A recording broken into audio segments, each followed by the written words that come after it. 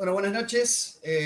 Hoy quería hacer un programa especial, quería hacer mención de un tema, dado que 28, ¿no?, de noviembre se ha fijado como día para marchar todos juntos en distintos puntos del país contra el nuevo proyecto, ¿no?, de ley para legalizar el aborto, porque con todos los eufemismos no se puede ocultar que de eso es de lo que se trata.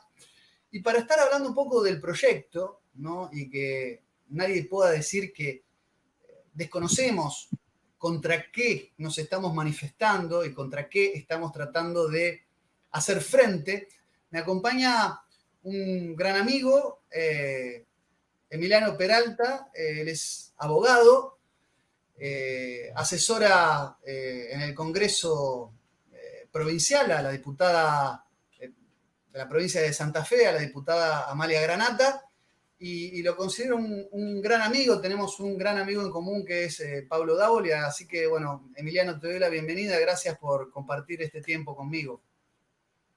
Hola Lucas, ¿qué tal? Bueno, ante todo, para mí realmente un placer, un honor estar con vos. Nos conocemos ya desde hace un tiempo, como decís, a través de Pablo, y bueno, acá estamos en la lucha de siempre, ¿no? Esta que se vuelve a repetir, una reedición un poco de lo del 2018, en un contexto mucho más complicado para nuestro país, lamentablemente, y bueno, dando la buena batalla. Efectivamente, ¿no? Y dado que se han decretado con toda esta situación, ¿no?, tan singular, que fue la muerte el miércoles pasado de Diego Armando Maradona, y que se hayan decretado, qué casualidad, 72 horas, podrían haber sido menos, 72 horas de luto, un poco como también algún oportunismo político para distraer las atenciones, justo el tercer día coincidiendo con el de la marcha que estaba previamente convocada, con este nuevo proyecto de ley, el que entiendo has analizado en profundidad y has encontrado bastante barrabasadas jurídicas, y bueno, me gustaría conversar con vos algunas de ellas, por lo menos las principales. Sí, en realidad el proyecto, digamos, tiene bastantes similitudes en lo troncal con lo que fue el proyecto del año 2018, pero tiene algunos agravantes que son precisamente la fundamentación que le da el proyecto, es decir, en qué se basa en teoría para proponer la legalización del aborto.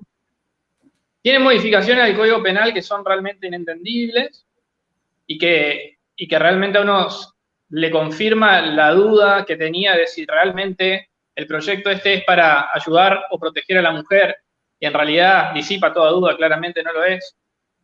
Y este proyecto fue presentado por el Ejecutivo acompañado de otro expediente legislativo en el Congreso, que es el proyecto de los 1000 días, que vendría a ser una especie de programa de asistencia a la mujer embarazada y a la persona por nacer, de manera que hay una incoherencia, yo te diría, no solo desde lo jurídico, técnicamente lo normativo, sino hasta de axiología jurídica. Es decir, cuáles son los valores que el legislador argentino, en este caso el Estado argentino, pretende proteger. Pues por un lado te dice A, por otro lado te dice B. Ahora si querés vamos a ir viendo cómo es el texto, pero básicamente es, si vos querés tener a tu hijo, tenés el apoyo del Estado y reconoce a la persona como sujeto de derecho desde el vientre, pero si no lo querés tener, no te damos la protección del Estado a esa persona por nacer y te ayudamos a matarlo. Es realmente, bueno, no le vamos a pedir coherencia a esta gente, ¿no? Pero digo, incluso en su retorcido pensamiento, no tiene ningún sentido. A mí, ¿sabés qué me da la sensación, Emiliano?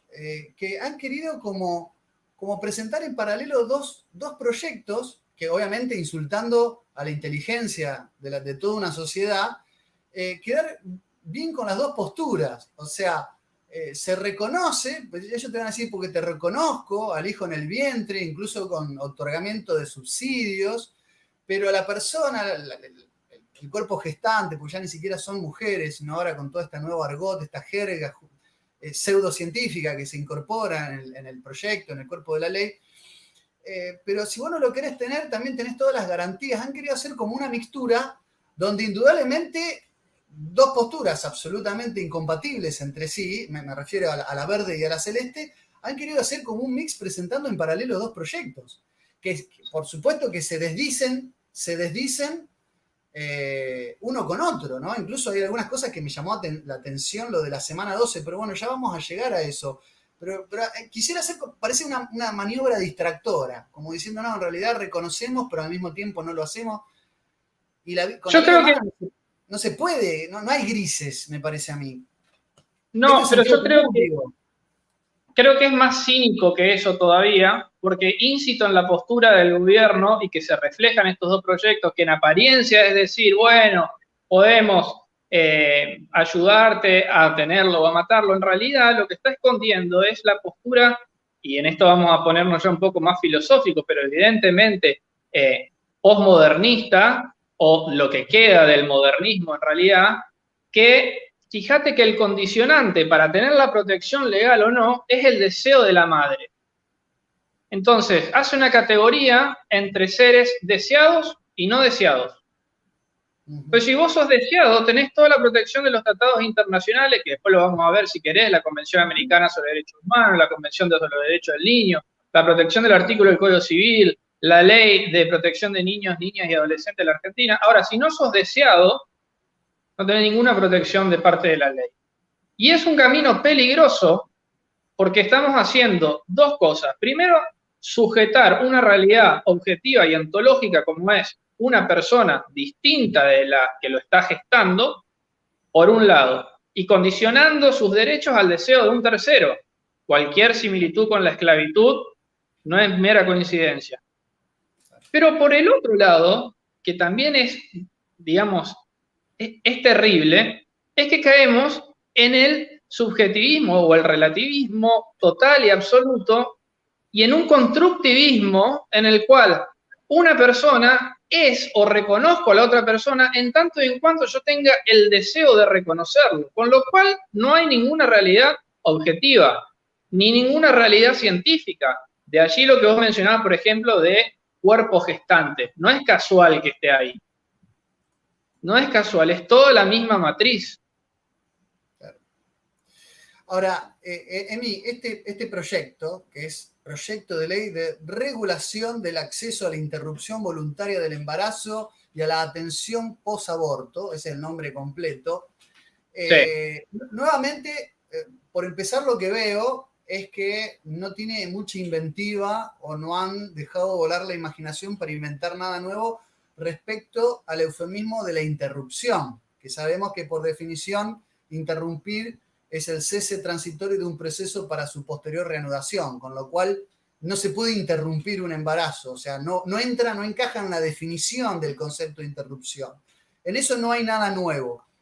Pero lo que yo veo es que ahora habla de las mujeres y aquellas personas cuya identidad de género le permita ser gestantes. O sea, para mí no existía otra posibilidad de que sea gestante una mujer.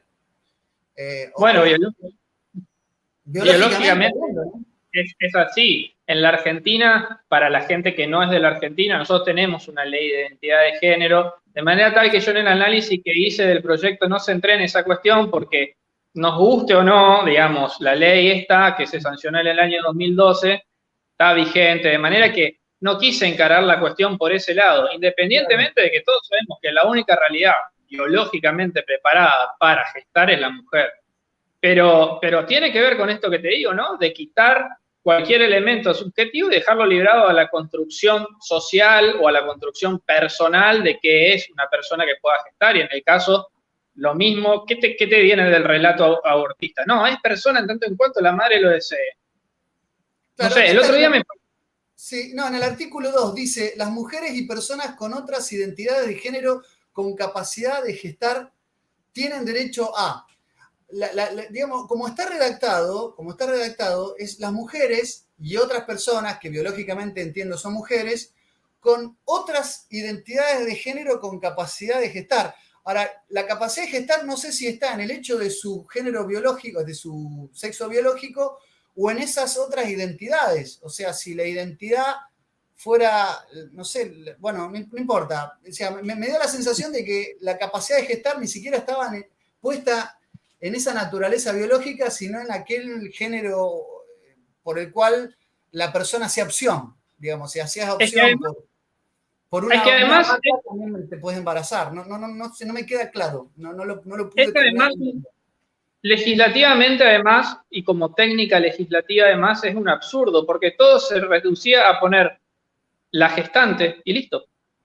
¿Para qué hacer incluso la distinción entre mujer, eh, heterosexual o homosexual o transexual o transgénero? La gestante. La O gestante, sea, podrían haberlo simplificado, claro, ya está. correctísimo. Incluso, digamos, incluso si uno defendiera o militara la idea de las identidades de género autopercibidas, ¿para qué hacer la distinción? La gestante y listo.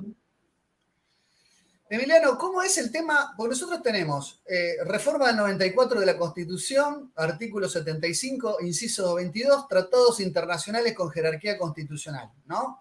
Entre ellos el Sí, Pacto de San José de Costa Rica, que se define básicamente porque persona se es desde el momento de la concepción.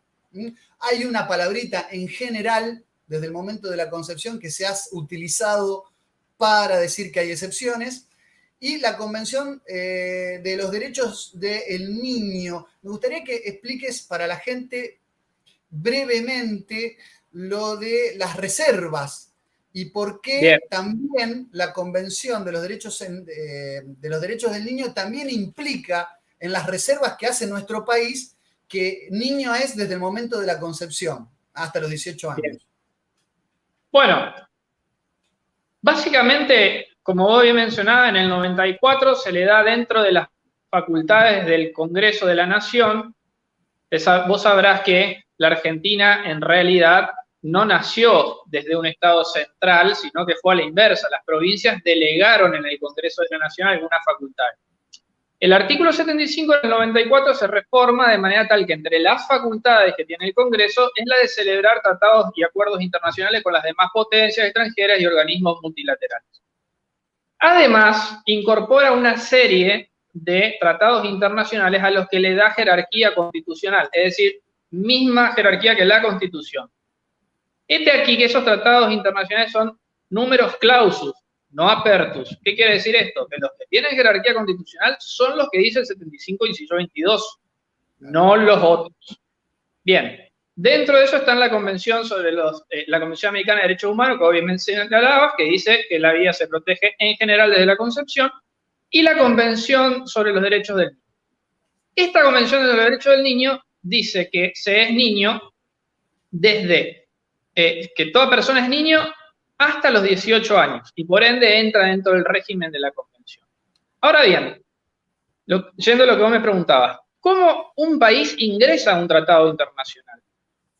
Para ingresar a un tratado internacional no solo hace falta que una misión diplomática o el presidente o el canciller firme el tratado, sino que después tiene que ser ratificado por una ley del Congreso. Vos te acordarás, y todos seguramente, el tema del tratado con Irán, que fue al Congreso, el Congreso lo ratificó. Bien, para ratificarlo vos necesitas una ley del Congreso. La Argentina tiene una ley interna, que es la ley 23.849, por lo cual dice en su artículo primero, adhiérase y ratifíquese la Convención de Derechos del Niño. Pero en el artículo segundo dice, la Argentina, en relación a esta convención, va a hacer una serie de reservas. Esto es, que la convención en estas cuestiones no se va a aplicar con el texto de la convención, sino con el texto de la ley. Hace una reserva en materia de utilización de niños en conflictos armados, en materia de adopción internacional, en materia de responsabilidad y de procreación responsable, del deber de los padres como agentes primero indelegables, esto tiene que ver con la ESI, y una cuarta reserva que dice, a los efectos de esta convención se entiende por niño a toda persona, desde el momento de la concepción y hasta los 18 años. Es decir, esta reserva o declaración, independientemente del nombre que le demos, es realmente una declaración de principio y de política legislativa de la Argentina, que la Argentina, su ordenamiento jurídico interno y los compromisos internacionales entienden que la vida empieza en el instante de la concepción. Ahora bien, ¿qué dicen del otro lado? Dicen, che, no, pero la convención en realidad lo que te está diciendo es que se dé hasta los 18 años y lo otro una ley interna. Pues bien, ese argumento es falso porque para resolver esa cuestión no hay que ir más que a una convención más antigua del año 68, que es la Convención de Viena sobre el Derecho de los Tratados. Para que la gente entienda, si uno tiene un conflicto contractual, va primero a una mediación, por ejemplo, no sé, un conflicto con un inquilino, un conflicto de no me pagan la factura, va primero a una mediación y después va al juicio si no lo arregla. En materia de tratados internacionales, para todo lo que tiene que ver con conflictos de los instrumentos internacionales o interpretación de los mismos, vamos a la Convención de Viena sobre el Derecho de los Tratados, de 1968, que la Argentina ratificó. Y ahí la Convención no deja dudas. La Convención dice clarísimo, en su articulado, que la reserva o declaración, independientemente de la denominación que se le dé, forma parte integrante del instrumento que suscribió el Estado y que por ende tiene completa operatoriedad. Es decir, que no se trata ya de una disposición de ordenamiento interno y presuntamente de jerarquía inferior a la Constitución, sino que es parte integrante de la Convención de los Derechos del Niño que la Argentina suscribió y que tiene la jerarquía constitucional del artículo 75, inciso 22. Claro, está clarísimo. Y ahora, digamos, más allá de soslayar y más allá de las vistas gordas e interpretaciones rebuscadísimas que hay que hacer para posibilitar que una persona es persona de acuerdo al deseo del gestante, del deseo inicial del gestante, hay, haciendo caso omiso, que es difícil hacer caso omiso a eso porque realmente es una basofia nutricia jurídica, aparece esto del proyecto de los 1000 días donde se contradice, porque incluso lo del artículo 75, inciso 23, y dar protección a la al niño, sí.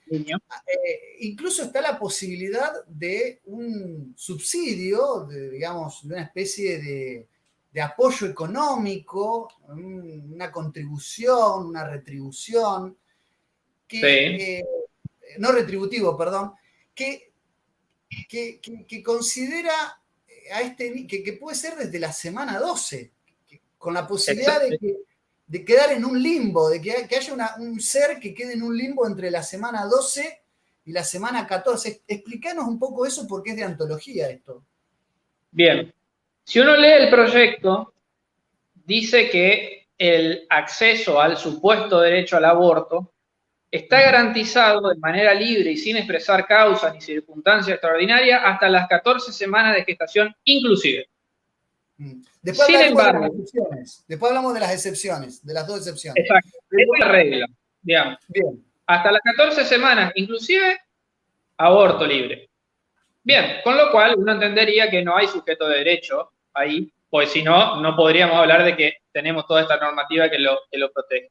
Ahora, el proyecto de los 1000 días dice, en su artículo 7º, que se garantiza una asignación por embarazo para protección social y dice que podrá realizarse a partir de la 12ª semana de gestación. Es decir, que por un lado el Estado te dice que lo podés matar porque no hay persona hasta la 14 semana de gestación inclusive, y por el otro te está diciendo, desde la semana 12 podés tener una asignación por embarazo. Bueno, entonces, si puedo pedir una asignación por embarazo desde la semana 12, ¿qué se supone que tengo entre la semana 12 y la 14? No sé, que tengo un alien, que nadie me puede explicar, pero no te estoy hablando ni siquiera jurídicamente. No, nadie me puede explicar qué es lo que tiene, o sea, es una pregunta simple. ¿Qué es? Si no Esta es tengo... lógica aristotélica, no puede ser que algo sea y no sea al mismo tiempo y en un mismo sentido. Es decir, es lógica, es el estudio de la lógica elemental, lógica proposicional, diría yo. Ahora, Emi, esto, digo, o sea, puede darse el caso de que una mujer en la semana 12 de embarazo haga el tramiterío, supongo en ANSES, no sé, para cobrar este Sí, subsidio, y sobre sí. finales de la semana 13 decide abortar, y ambas cosas son igualmente válidas, o sea, son sujetos de derecho en un momento y en otro no. En Una un cosa momento, increíble. sujeto de derecho con toda la protección de la ley, te garantizamos la protección del artículo 75, inciso 23, que como vos bien mencionabas, dice además la protección desde el embarazo, o sea, desde el momento del embarazo, ¿está? Y durante el embarazo, y después del tiempo de lactancia. Entonces, la verdad en sí mismo es una contradicción, digamos, un oxímoron, es un disparate jurídico. Yo no entiendo realmente, no entiendo, no sé qué le habrá pasado a Vilma Ibarra en ese momento, quizá estaba leyendo la carta astral de Alberto, pero no entiendo qué es lo que pasó, qué es lo que pasó ahí. Pero además, digamos, más allá de esto, ¿no? Que quede claro y dejemos sentada postura, obviamente, que nosotros no avalamos ni la postura de las 12 semanas ni de las 14 semanas, porque el momento del inicio de la vida y la protección es de la concepción. Lo que estamos marcando simplemente es la contradicción entre dos proyectos presentados por la misma persona. Claro, no. Por supuesto que no, acá no ahondamos en disquisiciones, porque nosotros ya, desde luego, que contra toda lógica, vos tenés 11 semanas y 29 días, y podríamos contar las horas y los minutos, y no sos persona, y a partir de la semana 12, porque cobras, porque hay la posibilidad de tener una asistencia, pasás a hacerlo. No entramos en esa disquisición, que desde luego no amerita ningún análisis y a la que nos oponemos enfáticamente. Pero aún así, por eso decía, haciendo caso omiso a todas esas discusiones que son desde luego válidas, la misma mano que presenta prácticamente ambos proyectos que vienen del PEN, ni siquiera hay una concordancia en términos jurídicos entre los dos instrumentos jurídicos que presenta. Es una cosa increíble, ¿no? Difícilmente Sí, increíble. Ahora, absolutamente. y yendo un poco, digamos, ya a las cuestiones que incorpora digamos, este proyecto, digamos, hasta la semana 14 un gestante puede abortar. Ahora, hay dos excepciones que puede ser a posteriori de la semana 14. O sea, en dos casos se puede abortar transcurridas y pasadas las 14 semanas. ¿Cuáles son esos dos casos? Porque uno es violación, entiendo, y otro es cuando se ponga en juego la salud integral. Y acá hay otra de esas palabras mágicas en la integralidad donde entra cualquier cosa, donde una mujer o un gestante, perdón, un gestante dice tener un daño psicológico por estar embarazado y entonces en ese caso puede abortar, no sé con casi 8 meses de embarazo, digamos. ¿Cómo es esto y cuál es la gravedad que reviste esto? Mira, los supuestos. Esto fue presentado nuevamente, al igual que con el caso de la utilización de la palabra interrupción, que vos muy bien lo explicaste, que no era antojadiza.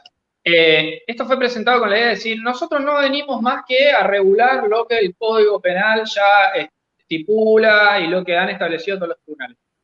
Falso. Primero, la primera excepción marca cuando el embarazo, perdón, fuese resultado de una violación.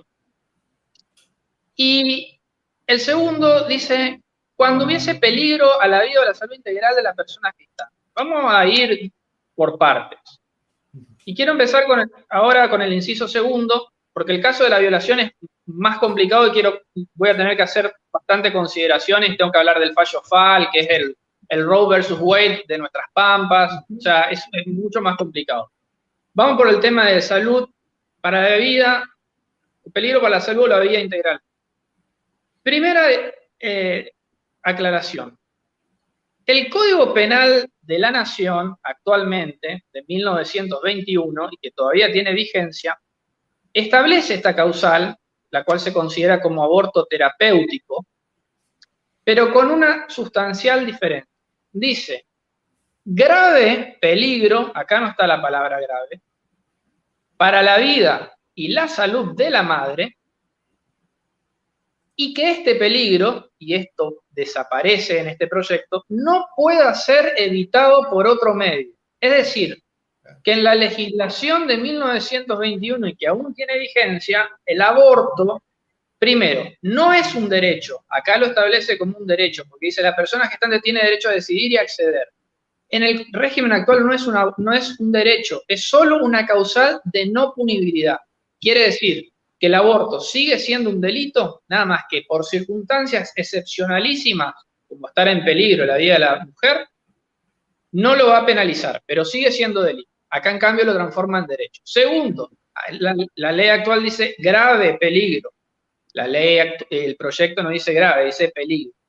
Tercero, la ley actual dice que no puede ser evitado por otro medio. Esto no está en el proyecto y además introduce en los fundamentos, se ve claramente, que salud integral es considerada la salud en términos de la Organización Mundial de la Salud, en lo cual, dentro de salud integral, cabrían una enorme cantidad de situaciones que no tienen que ver con la circunstancia originaria por la cual se instauró la posibilidad de la excepción a la punibilidad del aborto terapéutico. ¿Qué quiere decir? Que si una mujer dice que esto le afecta socioeconómicamente, psicológicamente, que no puede continuar con su carrera, que va a quedar gorda después del embarazo y es modelo, puede acceder al aborto.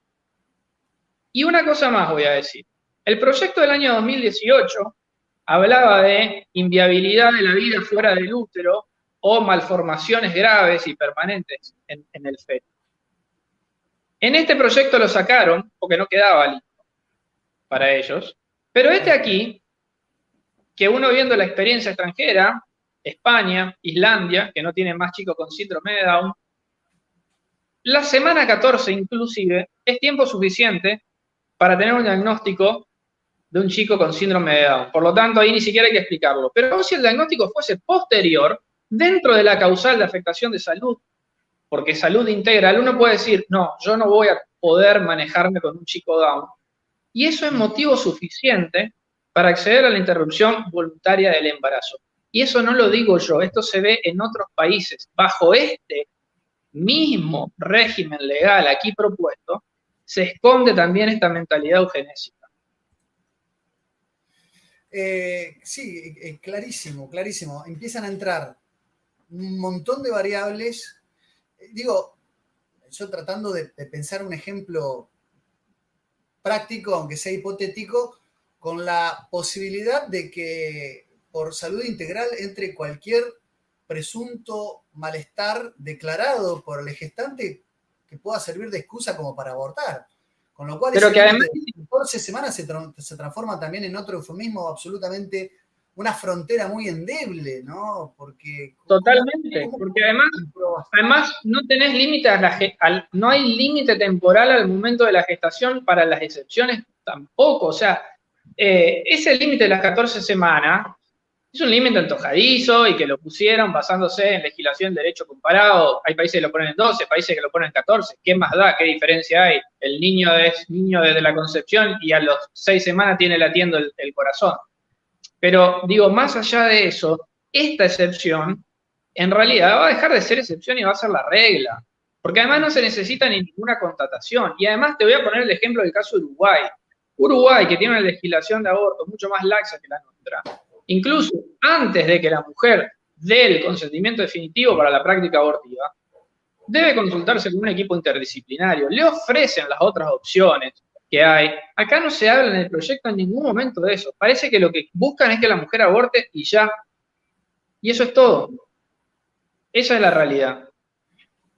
Y no podría pasar, estoy pensando, ¿no? Y ya metiéndome a caminar por terrenos absolutamente sinuosos, ¿no? Y empiezo como a desconfiar ya quizás por demás, pero me pongo en el lugar de Casa Fusa, Fundación Huésped, las terminales de la Planned Parenthood, y digo, a la luz de los dos proyectos presentados, y a la luz de que lo de la semana 14, con esto que acabo de explicar, es prácticamente un dibujo, es casi una cosa que está ahí pintada, porque después en cada caso habrá que ver, y con esa ley sancionada va a ser muy difícil que haya algún tipo de penalización para una mujer, digamos, va a tener un amparo legal terrible la persona que quiera abortar. Pero digo, me pongo en que yo, internacional abortista con todas mis terminales, promuevo ambos proyectos. Uno que subsidia a la mujer embarazada y otro que le permite abortar cuando quiere. ¿No será como una... Digamos, insisto, vos corregime con libertad si estoy delirando, digo, pero no es una forma de a lo mejor pagarle a las mujeres para que se embaracen y para que aborten, y yo, que soy el que cobro del Estado esas prácticas abortivas, me enriquezco de una manera ilimitada. Bueno, mirá. Lo que vos? Sí. Mirá, la verdad que no lo había pensado, pero digo, de esta gente que no tiene escrúpulos, tranquilamente puede ser. A ver, el otro día lo comentábamos charlando en privado, digamos, la IPPF, con Casa Fusa, con Fundación Huésped es el doctor Caen, digamos, el armador de la cuarentena de la cual él después se despegó. Pedro Can, Fundación, sí, Pedro Can. IPPF en 2018, a los abrazos con Inés González García como miembro informante, a través de su directora regional, Giselle Carino, en el Congreso. Digo, primera resolución del Ministerio de Salud, vuelto a Ministerio luego de haber sido Secretaría, resolución 1 del 2020, protocolo de aborto no punible, y digamos, a mí me parece que tranquilamente puede ser. Digamos, se presta para ese análisis, pero digamos, esto está claro que no es hasta las 14 semanas, porque hace poco se dictó también un protocolo de atención a la interrupción del embarazo de las menores de 15 años, y claramente establece como uno de los métodos abortivos la inducción del parto. Entonces, no estamos hablando de que esto va a ser un aborto químico con la ingesta de misoprostol, que por otra parte, lejos está de ser seguro. Y si no, pregúntenle a la familia de Kayla Jones, que se murió en un aborto legal, seguro y gratuito. O pregúntenle a los franceses, que retiraron el misoprostol del mercado. Pero digo, el protocolo, la regulación que le da, lo establece a la inducción del parto, y digo, bueno, ¿y qué hacemos si yo te pido la interrupción del embarazo a los 7 meses? Porque me quedé sin trabajo a los 7 meses y no lo puedo tener. Inducimos el parto. ¿Y qué hago con la criatura si nace viva? Sí, acá no estamos hablando lo del misoprostol, más allá de la falta de seguridad, no quiero entrar a hablar de cuestiones médicas, lo hemos hecho con la doctora Brandolino y lo explicó muy bien. Estamos hablando que después de las 14 semanas estamos hablando de aspiración manual, en trozar a un bebé, trozarlo, y totalmente endouterina, que es muchísimo más peligroso todavía, mucho más riesgo corren. Lo único seguro es la tortura y muerte para el bebé, ¿no es cierto? Eso es lo único seguro. Pero para la mujer, indudablemente que de seguro no tiene absolutamente nada. Sí, totalmente. Bueno, perdón, si me extendí demasiado con la causa de salud, pero vamos, si te parece, a la de violación. Sí. Dale. Bueno, actualmente el Código Penal, y voy a ser textual, porque si no, a veces te sacan de contexto y dicen, mire las palabras que está usando el doctor. El Código Penal dice que es no punible el aborto o atentado al pudor perpetrado contra una mujer idiota o demente. Lo dice así. La letra de la ley, por más que uno no lo comparte, porque en realidad esta era la mentalidad eugenésica desde principios del siglo XIX, desde principios del siglo XX, fines del XIX, digamos, esto lo sabemos, Galton, la ingeniería social, el darwinismo social, etcétera. Pero el legislador toma esto de el Código Suizo. El Código Suizo, que es la fuente del Código Penal en esta materia, tenía una disposición que decía, de mujer, decía, el aborto es no punible en el caso de violación de una mujer, coma, idiota o demente. Cuando el legislador argentino lo toma, y esto está en la versión taquigráfica del debate parlamentario, dice, no, la coma hay que eliminarla. Miren la importancia del uso del lenguaje.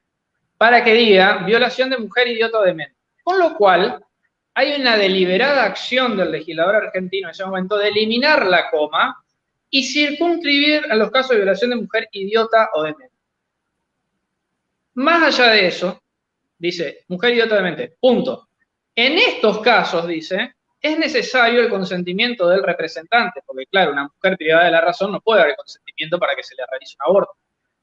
Entonces, ¿por qué digo todo esto? Porque la ley es clara que dice mujer, idiota o demente y que se necesita el consentimiento del representante. Sin embargo, en el año 2012, la Corte Suprema de la Nación, a través del fallo FAL, que es el fallo del Roe versus Wade de la Argentina, dice que no necesitamos que sea mujer idiota o demente, sino que es cualquier mujer, por lo cual le hace decir algo a la ley que la ley no dice y hace caso omiso a la parte del consentimiento del representante, que es muy obvia, pero además introduce también un criterio que es muy peligroso porque afirma que no hace falta ni la constatación de la existencia de la mediación, de la violación, es decir, del atentado, del abuso sexual con acceso carnal, no es necesario que un médico constate que existió y tampoco es necesaria la denuncia penal de la violación, que basta una declaración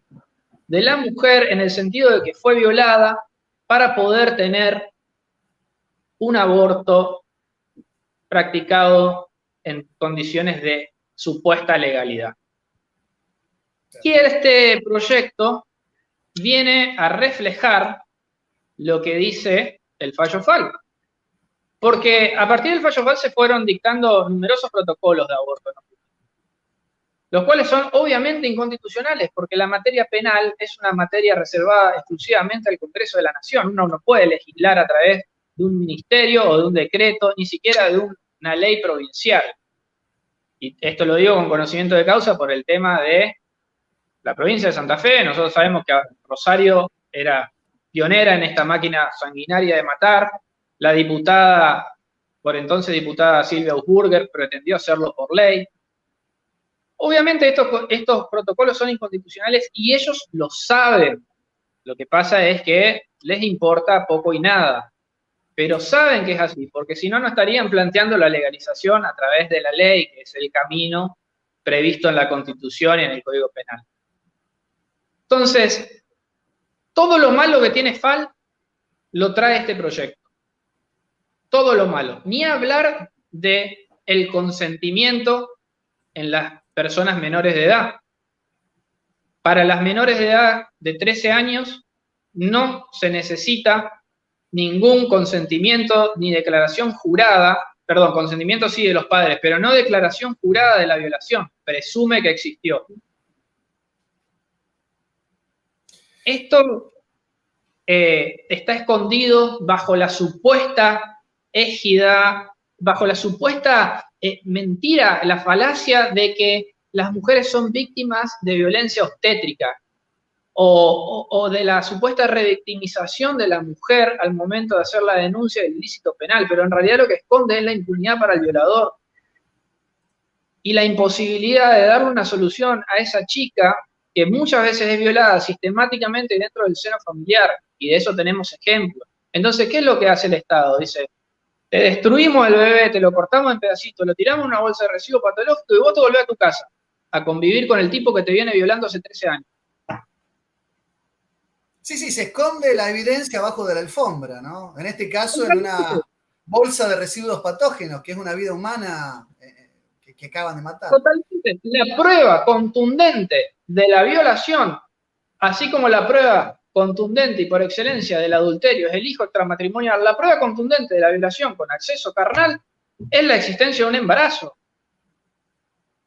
Y el hecho de que las menores de entre 13 y 16 años, porque las menores de 13 necesitan el consentimiento del padre o de la madre o tutor, pero las de entre 13 y 16 años no se les requiere el consentimiento. Entonces ni siquiera la familia puede llegar a tener conocimiento y tener intervención en el ámbito social o familiar de esa menor que ha sido violada. Es de locos. Es de locos y además contrario al régimen de capacidad del artículo 26 del Código Civil y Comercial de la Nación. Tenemos régimen que además se sancionó durante el gobierno de Cristina Kirchner. El Código Civil y Comercial se sancionó en el año 2015. El Código Civil y Comercial que también establece en el artículo 19 que la vida comienza desde la concepción. O sea, no nos hagamos los distraídos. Y ella no se puede hacer la distraída. Y es más, te voy a hacer un comentario sobre el artículo 19 de la concepción. Mirá el viraje que ha tenido la doctora Kirchner. El Código Civil y Comercial viene a modificar el viejo Código Civil de Vélez, de mediados del siglo XIX. El Código de Vélez decía que la vida comienza desde la concepción en el seno materno. Lógicamente Vélez no iba a poder prever la fecundación in vitro, ni la crioconservación de embriones, ni nada. Pero para el año 2015 todas esas técnicas estaban. Y está aquí que la misma comisión redactora, entre las que se encontraba Kemelmacher de Carlucci, Aida Kemelmacher de Carlucci, declarada y militante abortista, saca, fíjate vos, cómo vendieron sus principios, porque no hay otra palabra, le saca la mención del Código de Vélez en el vientre materno, de manera tal que el Código Civil y Comercial de la Nación dice que es persona desde la concepción. Y si sacó lo de Vélez, es porque hay una deliberada intención del legislador de considerar persona independientemente del lugar de la gestación. Fíjate vos, es de loco. Esto lo propusieron 5 años atrás nada más. Y ahora parece que hasta la semana 12 o a la 14 o al día antes, si tu mamá perdió el trabajo, no sos persona. Emiliano, clarísimo el análisis desde lo jurídico. Ahora, y no te quiero sacar tampoco mucho más tiempo porque sé que ahora tenés otra entrevista, otra intervención, un conversatorio, como se le llama ahora. Emiliano, vamos a suponer, y Dios no lo permita, que la ley se sanciona, ¿no? Tenemos ley de aborto legal. Ahí, por todo esto mismo que explicaste, hay un montón de elementos para, presentar medidas de inconstitucionalidad, por todo esto, porque viola la Constitución Nacional, porque es una ley que va en contra de nuestra Carta Magna, ¿no? Yo he hablado incluso con algunos diputados provinciales pro vida, como que esta la tenemos media perdida, porque toda la embestida con la reforma de la justicia va a hacer que todos esos instrumentos y esas medidas cautelares o de apelación y demás se cajoneen. Digamos, ¿qué alternativas tenemos? Es la pregunta, más allá de salir a la calle, por supuesto, como lo estamos haciendo.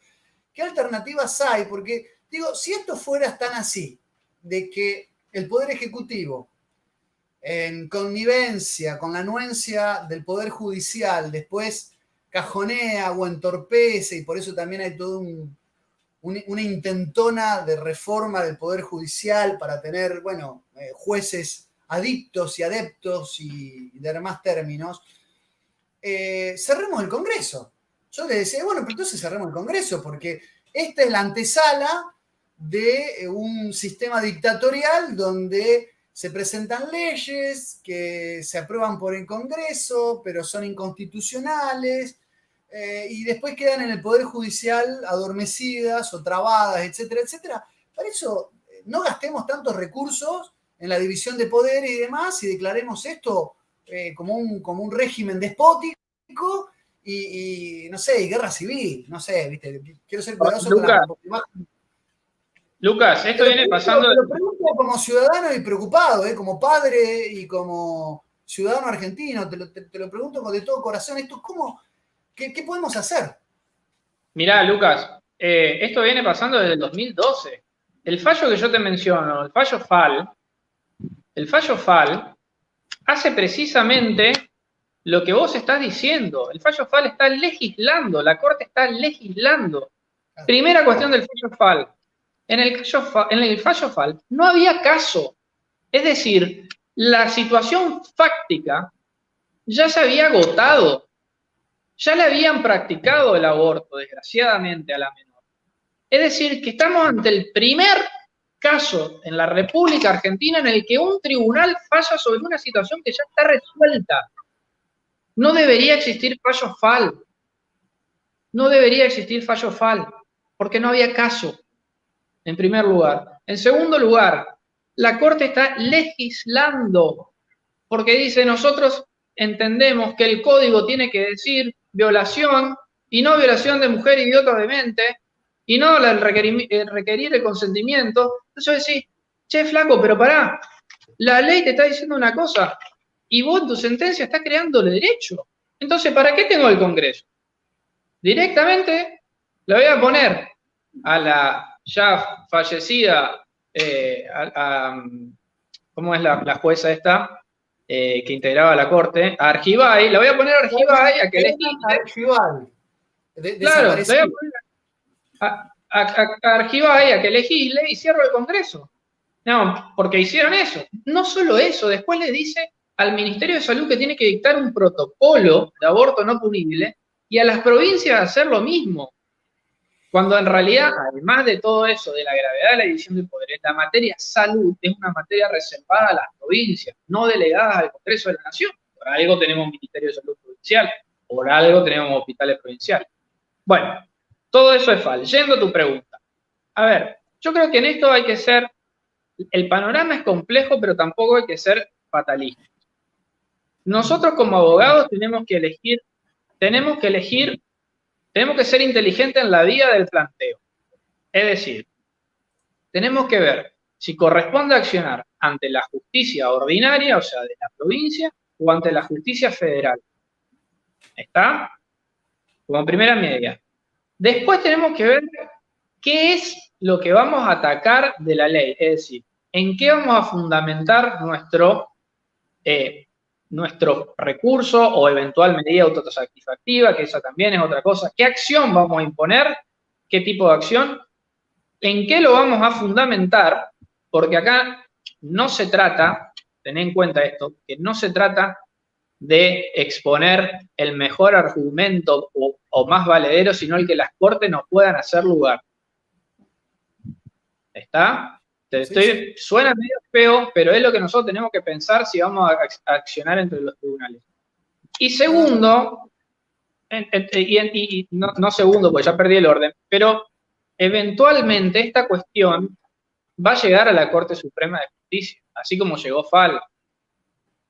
Entonces, a mí el tema de la reforma judicial es un tema que me preocupa, pero no soy fatalista. Yo creo que hay caminos igualmente. Pero de cualquier manera, y más allá de eso, lo que nosotros tenemos que ser vivos es a la hora de votar. Pues no queda otra. No podemos vivir atajando penales, no podemos vivir usando, a ver, yo te digo la verdad, Lucas, yo vivo de mi profesión y yo no puedo laburar 18 horas al día y dormir 6. Y así el resto de los abogados. No podemos estar siempre a la defensiva. Acá la sociedad tiene que tomar conciencia Acá la sociedad tiene que tomar conciencia y tiene que tomar conciencia de que si nosotros no le marcamos la cancha a los políticos, estoy hablando en términos democráticos, nadie está pidiendo que marque el Congreso ni nada, pero si no tomamos conciencia y votamos en consecuencia, y estamos fritos. Estamos fritos porque hoy la podemos pelear constitucionalmente. Ahora, el día de mañana, cuando los jueces de la Corte Suprema, que además son propuestos por el Ejecutivo y confirmados por el Senado, y en el Senado después vamos a tener cada loco, que de hecho ya lo tenemos, ¿y de qué nos vamos a disfrazar? Clarísimo. Emiliano, la verdad que tus conceptos, tu claridad, tu facilidad pedagógica para abordar el tema ha sido sustancial. digna de ser destacada. Necesitamos más abogados pro vida como vos, que entiendan los aspectos jurídicos de estas avanzadas, de estos avances, que van contra la vida, ¿no? Derecho fundamental, que van, bueno, contra toda moral y buenas costumbres, y que además, desde un punto de vista geopolítico, van a hacer periclitar nuestras propias sociedades, ¿no? Porque van contra los niños, que son el futuro de las sociedades, ¿no? Siempre en los niños hay una cuota de futuro de toda sociedad. Entonces nos están, en todo caso, generando con este tipo de proyectos una suerte de eutanasia social, porque nos recortan a nuestros niños, ¿no? Que son nuestros tallos crecientes, ¿no? Las sociedades se envejecen y los proyectos del aborto lo que hacen es evitar que rejuvenezcan, ¿no? Que haya nuevos brotes de vida. Entonces son como una eutanasia social a mediano y largo plazo. Bueno, Emi, los últimos minutos, simplemente los últimos minutos son para que vos puedas hacer un cierre. Llevamos 50 minutos de transmisión, para que puedas hacer un cierre y si querés dar un mensaje. Bueno, te dejo las palabras finales de esta transmisión de improvisado, ¿no? Pero quería hablar con vos de este tema.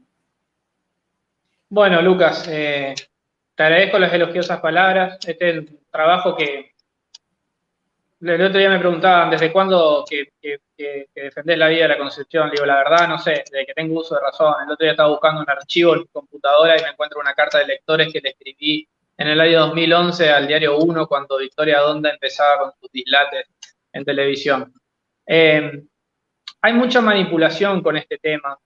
Yo ya tengo 31 años, no soy un joven. Es decir, ya soy un adulto. Pero sé que hay muchos jóvenes que te siguen, que lo están viendo, y no le quiero hablar a la propia tropa, le quiero hablar a aquellos que por ahí están indecisos o a aquellos que no saben.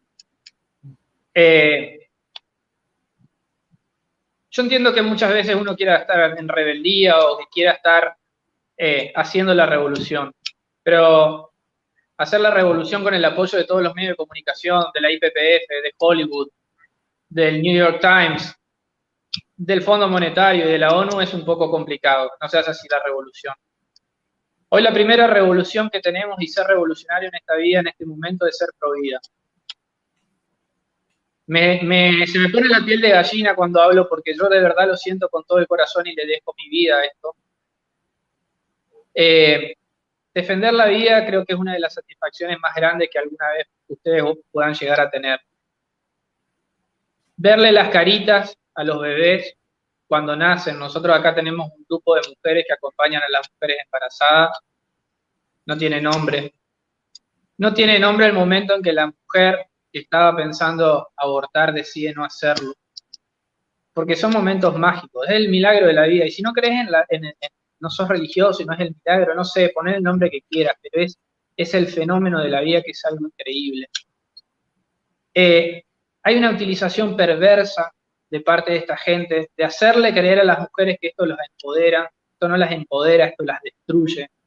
El proyecto las deja desamparadas, porque si el médico que te hace el aborto aún con el consentimiento te causa la muerte, no hay pena para el médico. Esto destruye a la mujer psicológicamente, esconde los reales problemas de la mujer y busca, además, dividir a la sociedad y hacer caer bajo el ala de esta perversa ideología marxista, culturalmente marxista, y llamar a gente que por ahí no tiene claro dónde tiene que estar. Y lo voy a decir con nombre y apellido. Esta gente manipula a las personas que tienen una orientación sexual diversa. Yo cuando fui el 8 de agosto, esa noche de lluvia y frío, me encontré con un grupo de chicos que eran LGBT por la vida, que nosotros podemos hablar de millones de cosas y discutir, pero esos chicos me decían, los verdes nos están escupiendo. Entonces yo le digo a todos esos chicos que porque el hecho de que vos tengas una orientación sexual distinta, o el hecho de que milites, porque esto no tiene que ver con una cuestión partidaria, que milites en Cambiemos, que milites en el peronismo, que milites en el PCR, que milites en la juventud nacionalista, en donde sea, que no te quieran engañar, que no te quieran engañar. Nada de lo que a vos pretendan etiquetarte y ponerte en un lugar, implica que tengas que defender este atroz crimen que es el aborto. No dejes que por cualquiera de estas cuestiones, o porque te sentís mal, o porque no encontrás tu lugar, te coopten, porque estos tipos te cooptan la mente. Liberate. Hoy liberar la mente es entender que la defensa de la vida es prioritaria, porque la vida y la libertad es lo que esta gente nos quiere quitar. Así que súmense, mañana por favor, no sé cuándo se va a publicar esto, pero en todas las marchas que hayan, súmense, hablen, sean valientes, no se peleen con los amigos, nadie los va a dejar de hablar porque sean así. A mí me pasó, y si un amigo te deja de hablar porque sos celeste y eres verde, la verdad que es un boludo. O si es una mujer, es una boluda, y no era tu amiga. Hablá, entendé, convencé, persuadí, pero movete, porque si no, nos van a llevar puestos. Emiliano, gracias por haber pasado por el Gibelino. Espero que sea la primera de otras oportunidades donde podamos compartir y, bueno, intercambiar ideas. Así que te agradezco profundamente tu brillante y clarísima intervención. Gracias, Lucas. Ojalá y ojalá podamos celebrar el rechazo de esta ley, ¿no? Y trabajar por una Argentina, como vos decís, que proteja a los niños, que son el futuro de nuestra patria. Esperame en línea, por favor, no me cortes, ¿sí? Gracias.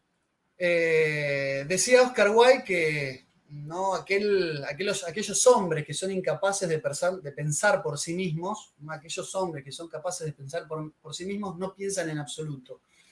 Y me quedo con esto que decía Emi, ¿no? De qué es hoy ser transgresor, qué es hoy ser revolucionario. Todo el mundo a la marcha, ¿eh? Muchas gracias por estar. Esto fue una transmisión especial, ¿no? Del Gibelino para todos ustedes.